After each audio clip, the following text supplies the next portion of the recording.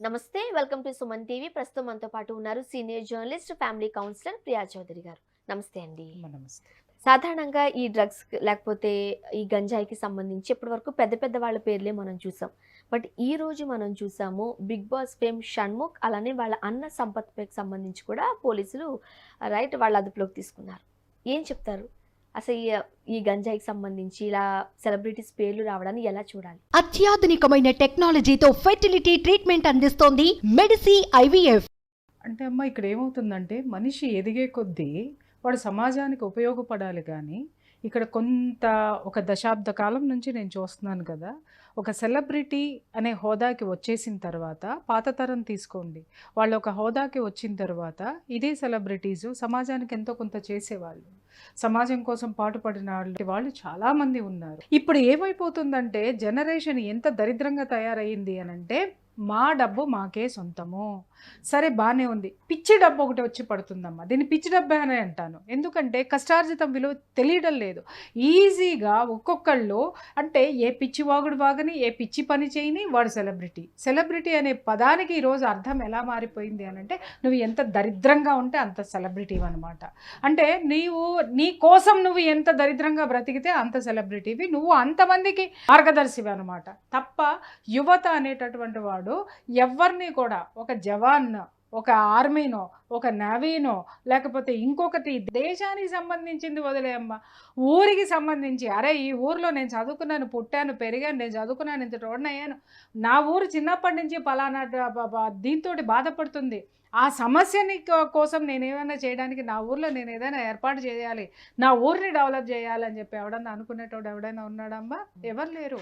ప్రతి ఒక్కళ్ళు ఏంటి అనంటే ఈరోజు సంపాదించేశాను కాబట్టి నేను పెద్ద హోదా, నా హోదాను అందరికీ చూపించాలి. ఈ దరిద్రమైనటువంటి యూట్యూబ్లో వచ్చేసిన తర్వాత, ఈ సోషల్ మీడియా వచ్చేసిన తర్వాత ఏమైపోయింది అనంటే మా ఆయన ఇవాళ ఊరు నుంచి వస్తున్నాడు, నేను వంకాయ కూర వండుతాను అని చెప్పేసి నువ్వు వంకాయ కూర వండేటటువంటి దీని దగ్గర నుంచి నువ్వు మొగుడిని ఎలా రిసీవ్ చేసుకుంటున్నావు అనే దానికి ఒక వీడియో చేసి పెడితే ఆమె మొగుడు ఆమెని, ఎందుకంటే ఆమె వీడియో తీస్తుందని తెలుసు, ఆ వీడియో పండాలని తెలుసు, అక్కడ జరుగుతుందంతా ఒక పెద్ద డ్రామా అని తెలుసు, ఆ డ్రామాని చూసిన తర్వాత ఇంకొక సంసారంలో కొట్టుసేస్తారు మొగుడు పెళ్ళాలు. అంటే ఈ విధంగా ప్రతిదీ కూడా ఫాల్స్ యాటిట్యూడ్స్, తర్వాత ఫాల్స్ వీడియోస్, ఇవన్నీ కూడా మనుషుల మీద ప్రభావితం చూపించి పిచ్చి డబ్బు అనేది జనాలకు వచ్చేస్తుంది.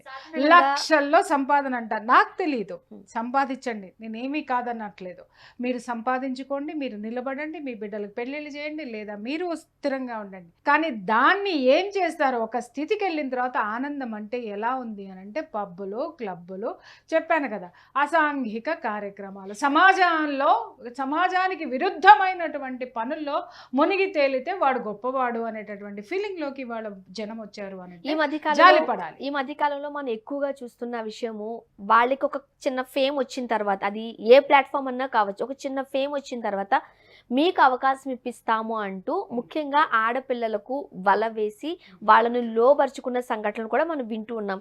ఇప్పుడు షణ్ముఖ్ అన్న సంపత్ అదే పని చేశారంటూ కూడా మౌనిక అన్న అమ్మాయి ఇప్పుడు పోలీస్ స్టేషన్లో కేసు నమోదు చేయడం చూసాం. ఈ వరవడి ఎట్లా అర్థం చేసుకోవాలి? ఇప్పుడు లేదమ్మా, అది కాస్టింగ్ కౌచ్ అనేది దశాబ్దాల కాలం నుంచి ఉంది, ఒక శతాబ్దం నుంచి ఉంది అనుకో, సినిమా ఇండస్ట్రీ పుట్టినప్పటి నుంచి ఉంది, ఇప్పుడేమి లేదు. అది ఇప్పుడే ఈరోజే వచ్చింది ఇంకొకటి అనేది లేదు. ఇంకొక విషయం ఏంటి అనంటే నువ్వు అవకాశం కోసం ఇంకొకళ్ళ తలుపు తట్టావు అంటే వాడు ఖచ్చితంగా వాడి అవకాశం ఏదో వాడి అవకాశం తీసుకుంటాడు. నీ యొక్క అవసరాన్ని అతను అవకాశంగా మలుచుకునేటటువంటివి ఉంటాయని ఈ ఆడపిల్లలకి తెలియవా? నేను చెప్తున్నా, ఈ ఆడపిల్ల భలే అయ్యింది, ఫస్ట్ సానుభూతి చూపిస్తా, బాధపడతా, కానీ ఇలాంటి ఆడపిల్లలకి నేను చెప్తున్నాను, ఇలాంటివన్నీ 10 సార్లు తీసుకొని వెళ్ళి నిన్ను బెదిరించి లైంగికంగా వేధించాడు, ప్రైవేట్ ఫొటోసు సోషల్ మీడియాలో పెడతానన్నాడు అని, ఈ రోజు నువ్వు పోలీస్ స్టేషన్కి ఎక్కావు, అతనికి పెళ్ళయింది అని, అదే ముందే అతను లైంగిక వేధింపులకు గురి చేసిన రోజునే నువ్వు ఎలా వెళ్ళిపోతావు గెస్ట్ హౌస్కి రమ్మనమంటే? అక్కడ ఆడిషన్ జరుగుతుందంటే నీతో పాటు ఎవరినైనా తీసుకెళ్ళవా? నువ్వు ఒక్కదాని వరా, నిన్నొక్కదాన్నే చూడాలంటే వాడి ఇంటెన్షన్ ఏంటో తెలుసుకోలేనంత చిన్న పాప. అంటే పలుమార్లు విల్లాకి తీసుకువెళ్లారు, హోటల్స్ తీసుకువెళ్లారంటూ కూడా అమ్మాయి ఆరోపణ చేయడం జరుగుతుంది. కరెక్టేనమ్మా. ఇప్పుడు ఆ అమ్మాయి వెళ్ళడం అనేది అతని బెదిరింపుతో వెళ్ళిందనే అనుకుందాం, ఆ అమ్మాయి అమాయకురాలనే అనుకుందాం, అమాయకురాలే వెళ్ళింది అనుకున్నాం. ఇన్నిసార్లు అంటే ఒక మనిషి ఒక్కసారి అవమానపడితేనే అక్కడి నుంచి పారిపోవడమో, లేకపోతే ఆ మనుషుల నుంచి తప్పించుకోవడమో, లేకపోతే ప్రత్యామ్నాయ మార్గం వెతుక్కోవడమో ఇవన్నీ చేస్తారు. పలుమార్లు అదే జరిగింది అని అంటే నీ ఇష్టంతో వెళ్ళావు అనేది ఇక్కడ ఒకటి ఆలోచించాలా లేదా? ఈ దౌర్భాగ్యమైనటువంటి పరిస్థితి ఆడపిల్లల్ని లొంగ తీసుకొని వాళ్ళ యొక్క బలహీనతలతోటి ఆడుకునేటటువంటి ఈ మృగాలు ఈ విధంగా ఉన్నటువంటి ఈ సమాజాన్ని మనం ఏమని చూడాలి? ఈ ఆడపిల్లలకు మనం ఏ విధంగా చెప్పాలి? ఎన్నోసార్లు ఎన్నో ఎపిసోడ్లు గొంతు చించుకొని మాట్లాడా. ఆడపిల్లలు జాగ్రత్తగా ఉండండి, మీరు ఎవ్వరూ తోడు లేకుండా మీరు వెళ్ళకండి. ఇంకొకటి, ఇండస్ట్రీ అన్న తర్వాత వాడు ఒకసారి చేస్తే తప్పేంటి, 2 సార్లు చేస్తే తప్పేంటి, 10 సార్లు చేసినా అదే తప్పు. కాబట్టి వాడు భ్రమలకి ఈమె లొంగిపోవడము.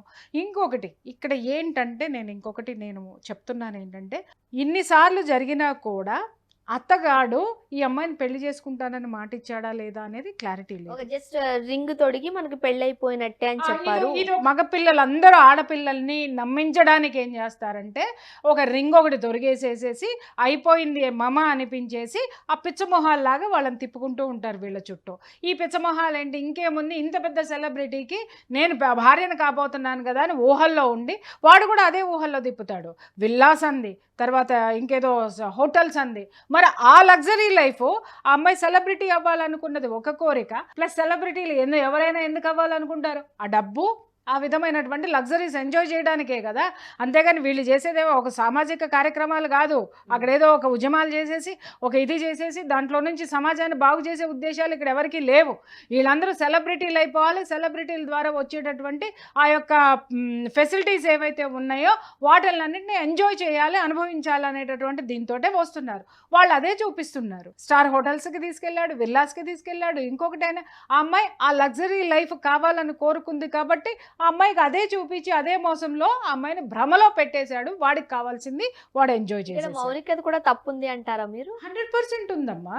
ఇప్పుడు నీకు రింగ్ ఎట్లా దొరికాడు? 10 మందిలో దొరికాడా? లేదు, ఒక రూమ్లో దొడుకుంటుంటాడు. నువ్వు బలవంతం చేస్తేనో, లేకపోతే నువ్వు లొంగవనుకుంటేనో, లేకపోతే ఇంకేదన్నా అనుకుంటేనో వాడు అరే నువ్వేరా, ఇదిగోరా నీకోసం వాడుకున్న డబ్బులో వాడుకున్న దీంట్లో ఒక రింగు ఖరీదు మహా అయితే 10,000 లేదా 15,000 లేదా 20,000.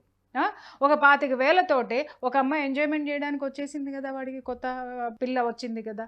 అంటే వీళ్ళకి ఎంజాయ్మెంట్ని వాళ్ళు కొనుక్కుంటున్నారు. వీళ్ళేంటి అవకాశాలు వస్తాయి అని చెప్పేసి అని వాళ్ళకి లొంగిపోయి ఉంటుంది. ముఖ్యంగా వాళ్ళ వీడియోస్తో లేకపోతే వాళ్ళు ఇచ్చే ఎంటర్టైన్మెంట్తో చాలా మంది ఫ్యాన్స్ అవుతూ ఉంటారు. చాలా మాదిరికరంగా వాళ్ళని చూస్తూ ఉంటారు. అంటే ఒక ఇన్స్పిరేషన్ అయిపోతూ ఉంటారు. అదే ఇంత తక్కువ స్టేజ్ నుండి ఇంతవరకు వచ్చారా, మనం కూడా ఏదైనా సాధించగలమని చాలా మందికి వీళ్ళు ఇన్స్పైర్ అవుతూ ఉంటారు. అలాంటి వాళ్ళు ఈరోజు తమ్ముడు గంజాయితో పట్టుబడ్డాడు, అన్న దగ్గర ఉన్నట్టుగా మనం చూస్తూ ఉన్నాం. ఇలాంటి కేసుల్లోకి వీళ్ళు వెళ్ళేసరికి ఎలా చూడాలి? Other side of the coin అదే నేను చెప్తున్నాను. ఇందాక నేను చెప్పింది అది. యూట్యూబ్స్లో ఈరోజు అందరూ కూడా చాలా గొప్పగా మాట్లాడేస్తూ ఉంటారు, గొప్పగా చేస్తూ ఉంటారు. నేను చాలా యూట్యూబ్స్ చూశాను కదా. ఆ యూట్యూబ్లో ప్రమోషన్స్ పేరుతో ఒకళ్ళ భార్యను ఒకటి తీసుకొని వెళ్ళిపోవడము, ఒకళ్ళ మొగుళ్ళను ఒకళ్ళు తీసుకొని వెళ్ళిపోవడము.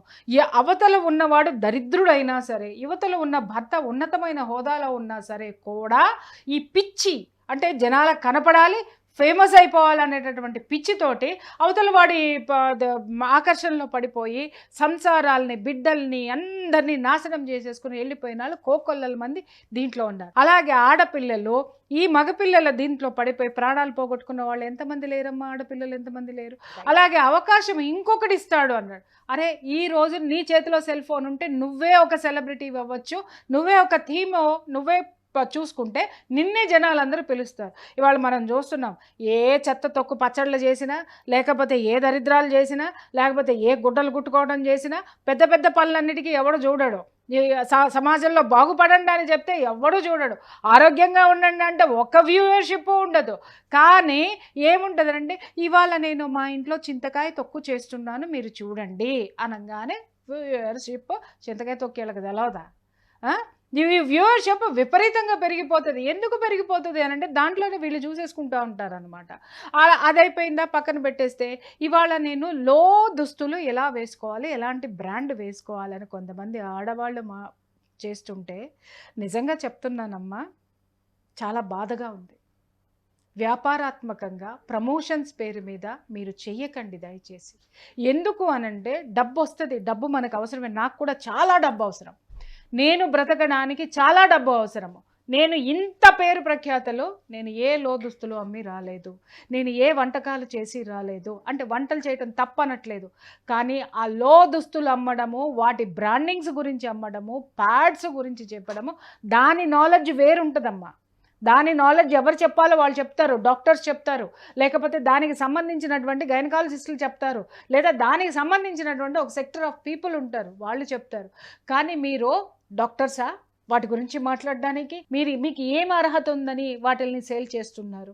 వాటిల్లో అసలు ఏముందో మీకేం తెలుసు? వాడు చెప్పింది మీరు చెప్తున్నారు. అవి ఎంత దరిద్రంగా ఉంటున్నాయో మీకు తెలుసా? ఎంతమంది మోసపోతున్నారో మీకు తెలుసా? అంటే మనం బ్రతికేయాలి, మనం బ్రతికేస్తే చాలు. ఎలాంటి వాళ్ళు ఏదైనా సరే ఇది ఏమైనా అయిపోనాయి అని చెప్పి కొంతమంది, నేను అందరినీ అనట్లేదు తల్లి, కొంతమంది అయితే చక్కగా ఇంట్లోనే కూరగాయలు ఎలా పెంచుకోవాలి అనేటటువంటి దాని మీద ఎడ్యుకేషన్ ఇస్తున్నారు. కొంతమంది ఇంట్లోనే ఉన్న వస్తువులతోటే మీరు ఎలా బయటికి వెళ్ళకుండా ఎలా సద్వినియోగం చేసుకోవాలని చెప్తున్నారు, పొదుపు ఎలా చేసుకోవచ్చు అని చెప్తున్నారు. ఇక్కడ ఏం జరుగుతుంది? ఈ విచ్చలవిడితనం ఎక్కడి నుంచి వచ్చింది? ఈ సోకాళ్ళు పెద్ద మనుషులు ఇద్దరు కూడా ఎక్కడి నుంచి ఇంత డబ్బు వచ్చింది? ఇంట్లో గంజాయి పట్టుబడింది, డ్రగ్స్ పట్టుబడినాయి, ఇంట్లో పేరెంట్స్ ఏం చేస్తున్నారు చెప్పండి? పేరెంట్స్ ఏం చేస్తున్నారు? వీళ్ళు కొన్న లగ్జరీ కారుల్లో తిరుగుతున్నారు, వీళ్ళు ఉన్నటువంటి జీవితాన్ని ఎంజాయ్ చేస్తున్నారు, కానీ బిడ్డలు ఏ పక్కదారి పడుతున్నారు అనేటటువంటిది మనం అబ్జర్వ్ చేయలేకపోవడం అనేది మన చేతగానితనం. ఈరోజు వీళ్ళు చేసిన ఈ పనికి తల్లిదండ్రులు ఎంతో కష్టపడి వీళ్ళని పెంచి పెద్ద చేసి అన్ని సంవత్సరాలు కాపాడుకున్నటువంటి పరువు ప్రతిష్టలు గంగలో కలిసినాయి. అలాగే ఈ పిల్లలు ఎవరైతే ఇప్పుడు ఇంత కష్టపడి వీళ్ళు సెలబ్రిటీగా, అతను బిగ్ బాస్ వరకు వెళ్ళాడు, ఇంకా ఏదో చేశారు, ఏదో కష్టపడ్డాడు, డాన్స్లు వేసాడు, రీల్స్ చేశాడు, అన్నీ చేశాడు, ఒక పేరు ప్రఖ్యాతలు తెచ్చుకున్న తర్వాత ఈ ఒక్క చర్యతోటి, యాంటీ సోషల్ ఎలిమెంట్ తోటి ఏమైపోయాడు? దిగజారిపోయాడు. ఇతన్ని ఇన్స్పిరేషన్గా తీసుకునే జనాలకి ఇతను ఏం చేశాడు? సమాజంలో ఎలా బ్రతకండి అని యూత్కి ఏమన్నా ఎప్పుడైనా చెప్పాడా? చెప్పలేదు. అలాగే తల్లిదండ్రులకి ఏమన్నా మెసేజ్ ఇచ్చాడా? చెప్పలేదు. ఎంతసేపు తైతక్కలాడుకుంటూనో లేకపోతే ఇంకొకటో చేసుకుంటూ ఆ జీవన విధానాన్ని జనాల మీద రుద్దేసి, యూత్ మీద రుద్దేసేసి ఇవాళ డ్రగ్స్ కేసులో పట్టుబడిపోయి ఏ మెసేజ్ సమాజానికి ఇద్దామనుకున్నావయ్యా? ఈ కేసుకి సంబంధించి ఒక కానిస్టేబుల్ కూడా వీళ్ళకి హెల్ప్ చేశారంటూ కూడా మౌనిక అన్న అమ్మాయి ఆరోపణ చేస్తుంది. ఆబ్వియస్లీ అమ్మా, ఒక స్థితికి వచ్చిన తర్వాత ఒక ఇన్ఫ్లుయెన్స్ అనేది ఉంటుంది, డెఫినెట్ గా ఉంటుంది. వాళ్ళకి ఖచ్చితంగా వాళ్ళతో పాటు ఉంటారు. సెలబ్రిటీ హోదా వచ్చిన తర్వాత ఖచ్చితంగా ఈ సెలబ్రిటీలకి ఇంకొక వీళ్ళు అధికారులు కానీ ఇంకొకళ్ళు కానీ ఉంటుంది. ఒక హైఫై జీవితంలోకి వెళ్తే ఇప్పుడు నేనున్నా, చాలామంది పోలీస్ ఆఫీసర్స్ తెలుసు, చాలామంది కలెక్టర్స్ తెలుసు, చాలామంది మినిస్టర్స్ తెలుసు, చాలామంది సోషల్ యాక్టివిస్టులు తెలుసు. ఎందుకు తెలుసు? నా వృత్తి ధర్మం ప్రకారం నేను వాళ్ళతోటి ఉన్నటువంటి దీంతో ఉంటారు. కానీ చేస్తారు అనంటే వాళ్ళకి ఉన్న ఫ్రెండ్షిప్ తోటి డెఫినెట్గా చేస్తారు. ఇక్కడ నేను బాధపడేది అదే. ఇవాళ చట్టాన్ని కాపాడవలసినటువంటి ఆ చట్ట ప్రతినిధులే ఇవాళ సాంఘిక శక్తులకి సపోర్ట్ చేస్తున్నారు అనడమే బాధాకరమైనటువంటి విషయం. ముఖ్యంగా చిన్నపిల్లలు యూట్యూబ్ లో ఎలా రాణించవచ్చు అంటే చాలా కష్టపడి వచ్చాము, డాన్సులు కావచ్చు, యాక్టింగ్ కావచ్చు, చిన్న అంటే షార్ట్ ఫిల్మ్స్ కావచ్చు చేస్తూనే షణ్ముఖ్ ఇంతవరకు పైకి వచ్చారు. ఇప్పుడు అలాంటి వాళ్ళే అంటే చాలా మందికి ఇన్స్పిరేషన్గా ఉండాల్సిన ఇలాంటి వాళ్ళు గంజాయి, డ్రగ్స్, పిల్స్ అంటూ పట్టుబడితే సో సొసైటీ ఎక్కడికి వెళ్తుంది? ఎట్లా అర్థం చేసుకోవాలి? కూడా చెప్తున్నానమ్మా, ఇప్పుడు నువ్వు పైకి రావడానికి నువ్వు డాన్స్ ఎంచుకో, రీల్స్ ఎంచుకో, ఏమన్నా ఎంచుకో, నువ్వు పైకి వచ్చావు కాదని అనట్లా. వచ్చిన తర్వాత నీ జీవితాన్ని ఇంకొక స్థితి ఉంది. ఆ సమాజంలో నువ్వు ఒక బాధ్యతాయుతమైనటువంటి వ్యక్తిగా ఎదిగేటటువంటి స్థితి నీకున్నప్పుడు దాన్ని పక్కన పెట్టేసి యువత ఎంతసేపు ఎంజాయ్మెంట్ అని చెప్పేసి అని ఈరోజు ఊరు చివర వెళ్ళండి, విల్లాసు చూడండి, యూత్ తోటి నిండిపోయి ఉంటాయి. సాయంత్రం 9 అవ్వగానే ఒక్కొక్క బైక్ కానీ ఒక్కొక్క కారు కానీ లిమిట్ మించినటువంటి స్పీడ్ తోటి పోతూ ఎవడు గుద్దేస్తున్నాడో తెలియదు. ఇంకొక విషయం, సాయంత్రం 6 దాటిందంటే 9 దాటిందంటే యూత్లో 90% గంజాయి తాగేవాళ్ళు, డ్రగ్స్ తీసుకునేవాళ్ళు, మందు కొట్టని యువత ఎవడైనా ఈ ప్రపంచంలో మిగిలి ఉన్నాడు అని అంటే ఏ 1% మిగులుతారు. ప్రతి ఒక్కళ్ళు పేరెంట్స్ కూడా వాళ్ళకి అబ్జెక్ట్ చేయటం లేదు. అదేంటో అర్థం కానటువంటి విషయము. ఇవాళ విచ్చలవిడి డబ్బు వచ్చినప్పుడు నాయన ఊరికి ఏదైనా చేయండి. ఊరికి చేయడం మీకు ఇష్టం లేకపోతే కనీసం మీరు ఇంకా అభివృద్ధి చేయడానికి ఒక 4 సంస్థలు పెట్టండి. ఆ సంస్థల ద్వారా ఇంకొకరికి ఉద్యోగం ఇవ్వండి. మీరు ఇంకా ఎదుగుతారు. చాలామంది కుటుంబాలను కూడా మీరు ఆదుకున్న వాళ్ళు అవుతారు.